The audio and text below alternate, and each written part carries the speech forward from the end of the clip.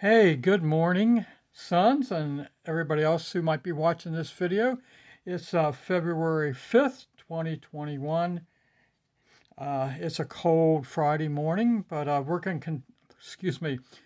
to continue this sermon by Adrian Rogers on no other way to heaven except through Jesus. Gospel. We never knew how to be saved. We are innocent by reason of ignorance. We never heard. We never knew. And the Apostle Paul becomes the prosecuting attorney. And the Apostle Paul says to the Father, Your Honor, I will prove that they are guilty. I will prove that they are not innocent because of ignorance. I will show that they cannot say they never had a fair and an equal chance. And I call two witnesses to testify against these who say they never knew, they never heard. Witness number one, will you take the stand? Witness number one, give the court your name. He says, my name is creation. Oh, creation. You're the witness that God exists? Yes. I am the witness that God exists. I want you to read it here in Romans 1, verses 19 and 20. Because that which may be known of God is manifest in them, for God hath showed it unto them. For the invisible things of him from the creation of the world are clearly seen, being understood by the things that are made, even his eternal power and Godhead, so that they are, listen, they are without excuse. Creation testifies to the fact of God. Psalm 19 verse 1 says, the heavens declare the glory of God. Now, if you have a creation, you have to have a creator. And the Bible says that the Creator is clearly seen by the things that are made. When I see a piano here, and it's finely tuned, I know that somebody crafted it. When I see a watch that runs with precision, some of the time, I say that somebody crafted that watch. When I see a building put together in symmetry and balance and purpose, I say that here is an architect. And when I see this mighty universe put together, when I see creation, I say creator. When I see order and system, I say intelligence.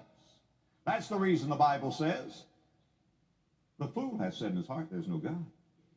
Because witness number one says, witness number one is creation.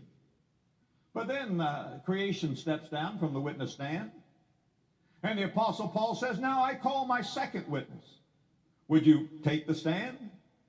Will you tell the truth, the whole truth, and nothing but the truth? I will. Will you give your name?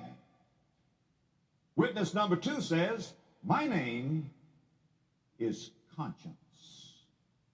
So there are two witnesses. Number one is creation. That is the outward objective witness.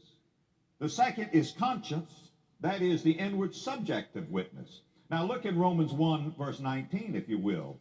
He says here, because that which may be known of God is manifest in them, for God has showed it unto them. Unto them is creation. In them is conscience. Now go over to chapter 2 and verse 14, and look at that, if you will, please. For when the Gentiles, now another word for Gentiles is pagans, those who've never heard the gospel. For when the Gentiles, which have not the law here means the Old Testament law. For when the Gentiles, which have not the law, watch this, do by nature the things contained in the law, these having not the law are a law unto themselves, which show the work of the law, written in their hearts, their conscience also bearing witness.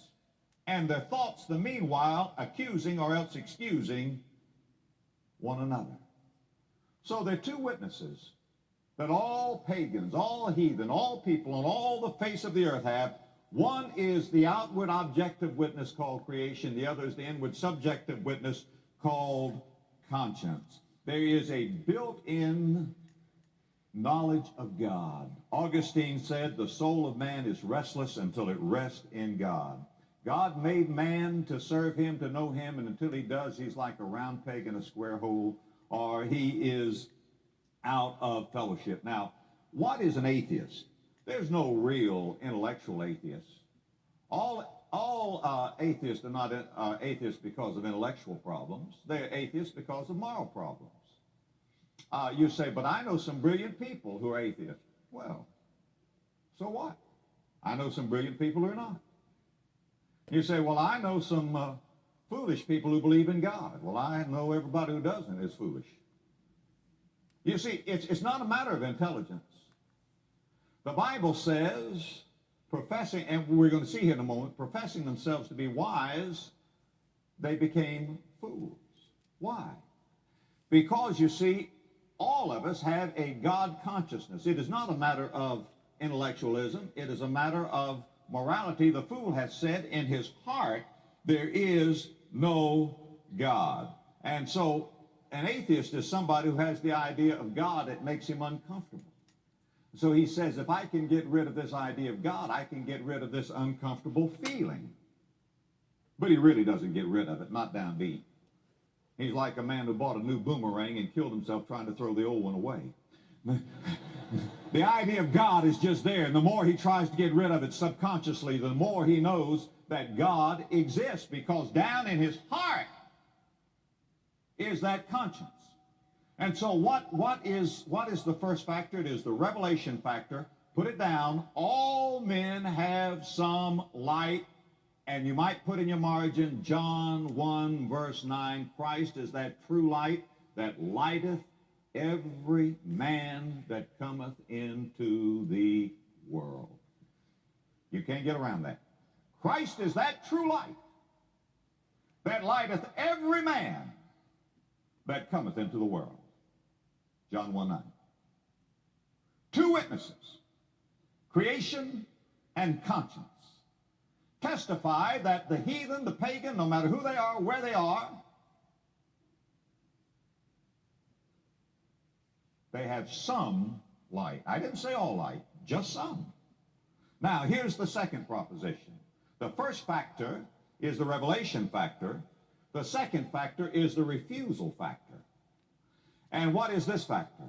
Light refused increases darkness. Look, if you will, now in verses 21 and 22. And he says here, Romans chapter 1, verse 21. Verse 20 says that they're without excuse. Verse 21 says, because that when they knew God, that is, they know by creation and conscience that God exists, they glorified him not as God, neither were thankful, but became vain in their imaginations, and their foolish heart was, underscore this, darkened. Darkened. All men have some light. Light refused increases darkness. Now, you see, you cannot just simply take light or truth and put it on ice. You cannot put truth in your pocket and say, that's very interesting, I'll spend it someday if I need it. No, when God gives you light, when creation and conscience speak to the heart of any pagan or any individual anywhere on the face of this earth, when God gives him some light, if he does not glorify God, if he does not believe in God, if he does not trust God, he does not remain static. He begins to regress. And he loses even the light that he has. His foolish heart will be darkened. Now here's something I want you to listen to very carefully. And I pray that you will not miss what I'm about to say.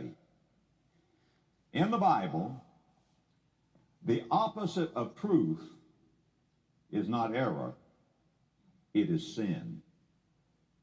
Now, the error is the baggage that comes with the sin. I'm not saying that a man does not have error if he refuses truth, but why does he refuse truth?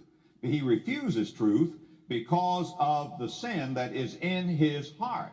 Now, look in Romans chapter 1, verse 18. Listen to it. We're going to stop here for today and pick this up next time. Ungodliness. Now, understand.